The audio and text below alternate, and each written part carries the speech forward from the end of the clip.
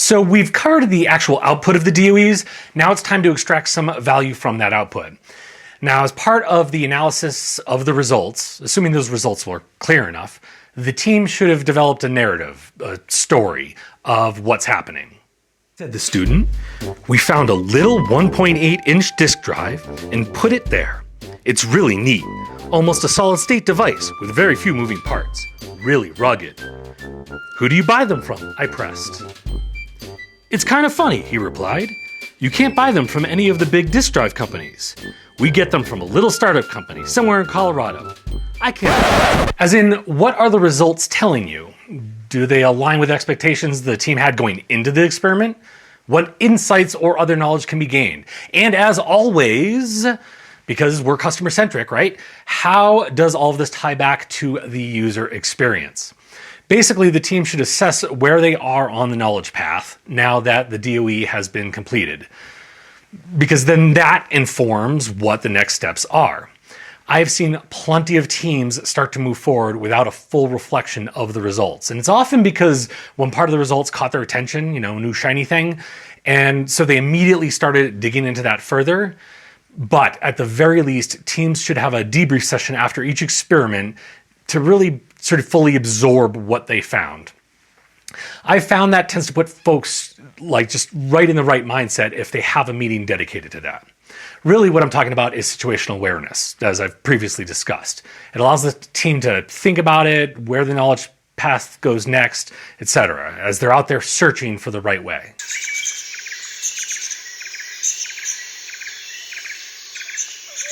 It could be more first principles work, it could be simulation, it could be another experiment, especially if it was part of a planned series of experiments.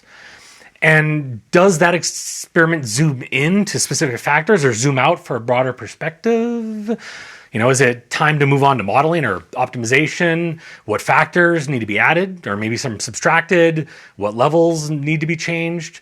In fact, actually, sometimes the same experiment needs to be run again with different ranges for factor levels. Really, I've been in situations where we were really in the dark about what levels we should use and what sort of variation we're going to see, which makes the determining of the sample size near impossible.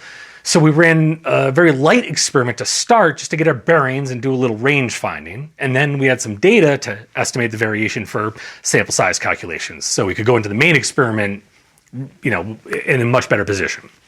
So those are all tactical things to move along the knowledge path. Now, at a high level, the knowledge path typically goes something like this.